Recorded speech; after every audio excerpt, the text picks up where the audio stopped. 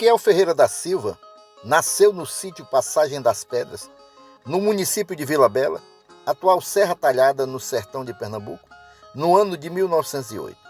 Contava cerca de 9 anos quando começaram as desavenças entre seus irmãos mais velhos e Zé Saturnino das Pedreiras. Aos 13 anos, perdeu pai e mãe em consequência das brigas entre os vizinhos. Passou então a peregrinar pelo sertão, morando em vários locais diferentes, sempre acompanhando seu irmão João Ferreira. Morou algum tempo em Águas Belas, Pernambuco, e depois fixou residência por algum tempo em Juazeiro do Ceará, sob a proteção do padre Cícero Romão Batista.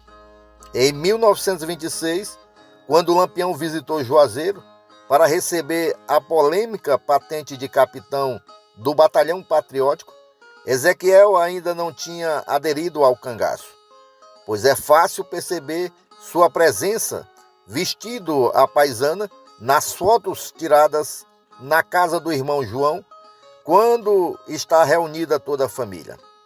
A passagem de Lampião por Juazeiro talvez tenha despertado o interesse de Ezequiel pela vida bandoleira do irmão famoso, pois pouco tempo depois, o mais novo dos Ferreiras estaria engajado na vida cangaceira. Depois da passagem de Virgulino por Juazeiro, Ezequiel e seu cunhado Virgínio Fortunato, já viúvo, vão passar uma temporada na fazenda Pissarra de Antônio Teixeira Leite, o conhecido Antônio da Pissarra.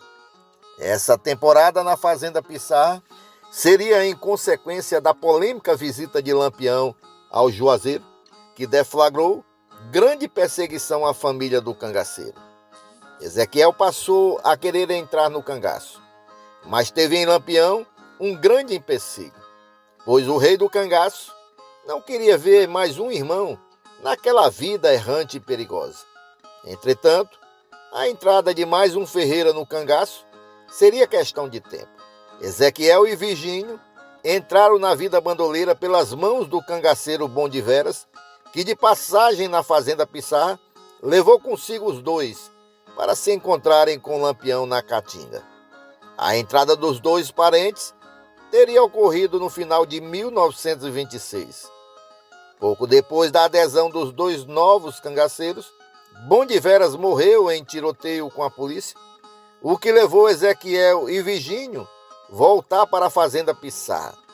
Entretanto, agora os dois já eram conhecidos como cangaceiros e não teriam outra opção a não ser o cangaço.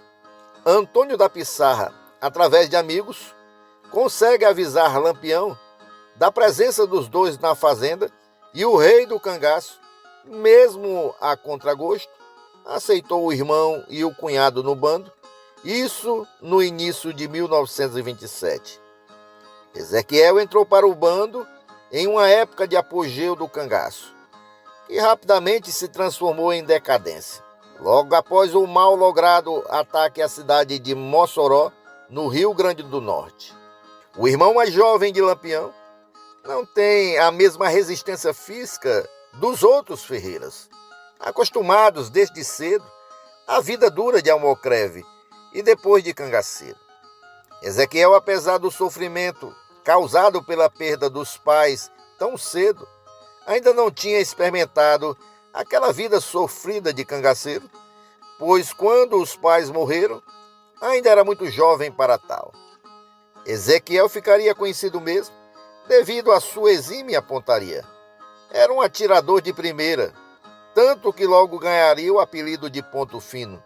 Alguns remanescentes do cangaço o qualificavam como um cangaceiro muito afoito, talvez até pela idade, e por pensar ter o irmão o corpo fechado, como uma grande parte da população sertaneja daquela época. Ezequiel seria o último dos irmãos de Lampião a morrer no cangaço. Antes já havia tombado Livino, em 1925, em combate com a polícia na fazenda Baixa do Juá, nas proximidades de Flores, estado de Pernambuco. Antônio Ferreira faleceu no ano de 1927, na fazenda Poço do Ferro, no município de Itacaratu, também em Pernambuco. Antônio Ferreira, que tinha o apelido de Vassoura, tombou vítima de um sucesso, que era o nome que se dava a acidente com arma de fogo, quando brincava com seu companheiro Luiz Pedro. Os dois disputavam a rede de dormir, quando a arma de Luiz Pedro disparou e atingiu Antônio mortalmente. Este episódio levaria Luiz Pedro a fazer uma promessa a Lampião. Iria o acompanhar até o último de seus dias, o que efetivamente cumpriu em 28 de julho de 1938, em Angico, quando ambos foram mortos pela volante comandada pelo tenente João Bezerra. A trama da morte de Ezequiel começou a desenrolar quando a volante, composta por cerca de 40 homens, comandada pelo tenente Arsênio Alves de Souza, da Força Policial Baiana, oficial conhecido pela sua hombridade, diferente de uma parte de seus colegas de farda, vinha no encalço do bando de Lampião, composto na ocasião de mais ou menos 24 homens. Sabendo do paradeiro da malta, Arsênio seguiu com seu contingente Caatinga dentro.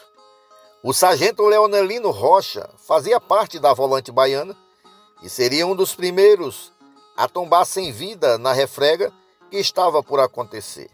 A tropa baiana encontrou pelo caminho o vaqueiro Manuel Preto. Segundo alguns pesquisadores, o vaqueiro seria parte de uma armadilha preparada por Lampião e, segundo outros, apenas um inocente útero. O certo é que Preto colocou a volante policial no rastro de Lampião.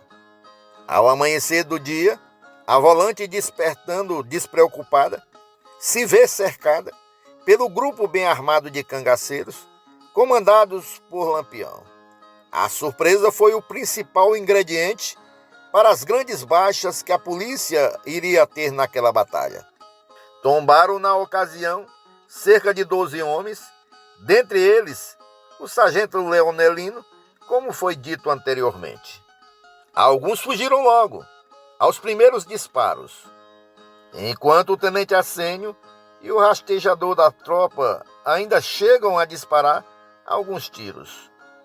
O tenente, munido de uma moderna metralhadora Hotchkiss, conseguiu disparar 2 rajadas de balas antes de empreender fuga, deixando a arma para trás, mas não sem antes levar consigo o diferencial da mesma, para não deixar a arma tão poderosa nas mãos dos inimigos. Os cangaceiros até comemoraram a apreensão da arma, mas logo Corisco percebeu que a mesma não teria utilidade, pois estava faltando a peça levada pelo tenente.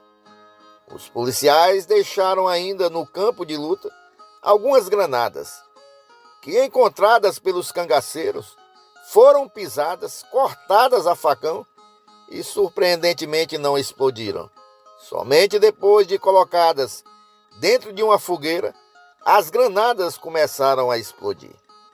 A segunda rajada de metralhadora atingiria o cangaceiro Ezequiel, irmão de Lampião.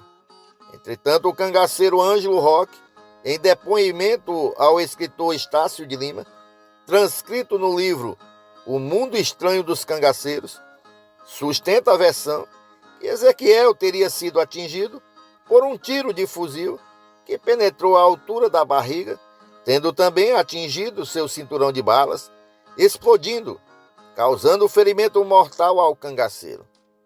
Disse-lhe Ângelo Roque: os macacos nessa brigada mataram Ezequiel Ferreira. Eu, Ângelo Roque, estava bem de junto de Ezequiel quando ele morreu nessa brigada. Levou um tiro lá nele na perna, quando estava brigando de joelho. O tiro cortou as carnes e o osso da perna, entrou na cartucheira, depois estourou na barriga. O padre escritor Federico Bezerra Maciel atesta em seu livro Lampião, Seu Tempo e Seu Reinado, que Ezequiel não teria morrido de imediato, tendo resistido algum tempo ainda depois de ferido. Após a morte do caçula dos Ferreira, os seus pertences teriam sido entregues a uma moça que estaria grávida do cangaceiro. Lampião ficou enlouquecido após a morte do irmão. Assassinou cerca de 10 sertanejos somente em uma noite, como forma de vingança. Pessoas inocentes foram vítimas da fúria do rei do cangaço. Entretanto, no ano de 1984, segundo o tenente João Gomes de Lira, no mês de junho, e segundo o escritor José Alves Sobrinho, em dezembro, apareceu em Serra Talhada um senhor de certa idade, se dizendo ser Ezequiel Ferreira, irmão de Lampião. O suposto Ezequiel ficou hospedado na casa do senhor Genésio Ferreira, primo de Lampião. Muitas pessoas da cidade o visitaram, dentre elas o senhor Luiz de Cazuza, que havia conhecido Ezequiel no tempo do cangaço. O motivo do retorno do suposto Ezequiel à Serra Talhada seria para conseguir documentos para requerer sua aposentadoria. O que nos causa estranheza nessa história é como esse cidadão conseguiu viver todo esse tempo sem documentos, e mesmo que o tivesse com outro nome, de nada valeria os antigos documentos com seu nome verdadeiro. Pelo menos um pesquisador do tema cangaço conheceu o suposto Ezequiel. Trata-se do saudoso escritor Hilário Lucete, com o qual tivemos a oportunidade de conversar sobre o assunto. Hilário nos contou que havia estado com um homem que se dizia ser Ezequiel, mas que logo descartou aquela possibilidade, pois o referido cidadão, ao ser inquirido por ele sobre assuntos banais, como, por exemplo, o nome dos pais, respondeu errado. O nome dos irmãos e quantos eram, também respondeu erradamente, inclusive esquecendo de citar João Ferreira, justamente com quem mais havia convivido, pois antes de entrar para o cangaço, Ezequiel vivia sob a custódia do irmão João. Contou histórias da vida no cangaço que supostamente teria acontecido com ele, na companhia de cangaceiros que não foram seus contemporâneos, ou já haviam morrido quando ele entrou, ou entraram depois de sua saída pela suposta morte. Hilário dizia taxativamente que o homem era um farsante. Outro cidadão de grande valor moral, pessoa de minha mais sincera amizade, pelo qual tenho um respeito enorme, esteve com o suposto Ezequiel em 1984. Trata-se de Luiz Alves de Barros, o senhor Luiz Cazuza da Fazenda São Miguel. Na primeira vez que conversamos sobre o fato, o senhor Luiz dizia ter horas que acreditava no homem, porém outras duvidava. Algumas coisas ele sabia e outras não. Mais recentemente, essa dúvida parecia não existir mais nas declarações de senhor Luiz Cazuza. Podemos acreditar isso ao fato de tanto repetir essa história. O grande sertanejo tem incorporado a versão que mais agrada aos curiosos, ou seja, o extraordinário da coisa. Um cangaceiro que todo mundo pensava estar morto, aparece vivo. Segundo o escritor José Alves Sobrinho, filho do senhor Luiz de Cazuza, em seu livro Lampião e Zé Saturnino, 16 anos de lutas, Ezequiel teria aparecido em Serra Talhada em dezembro de 1984. No dia 26 do referido mês, o suposto Ezequiel teve um encontro com o senhor Luiz Cazuza, no qual contou a seguinte história. Após chegar ao Angico, às margens do rio São Francisco, no estado de Sergipe, Lampião teria convocado uma reunião com os cangaceiros Luiz Pedro, Félix da Mata Redonda e ele, Ezequiel Ferreira. O intuito da reunião era comunicar que estaria deixando o cangaço e convidando os três para fazer o mesmo. Os quatro saíram em uma suposta missão, deixando o restante do grupo na grota. Vestiram roupas civis, andaram pelo sertão da Bahia, Pernambuco, e quando chegaram ao Piauí, na divisa com o Ceará, se separaram.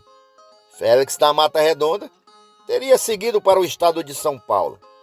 Ezequiel teria ido inicialmente para Patos, na Paraíba, depois se radicado no Piauí. E Lampião e Luiz Pedro ficaram juntos indo para o estado de Goiás. Depois de muitos anos, Ezequiel teria tido contato com o irmão, que estava radicado em Tocantins e que a cada 2 anos o visitava regularmente na fazenda no estado de Tocantins.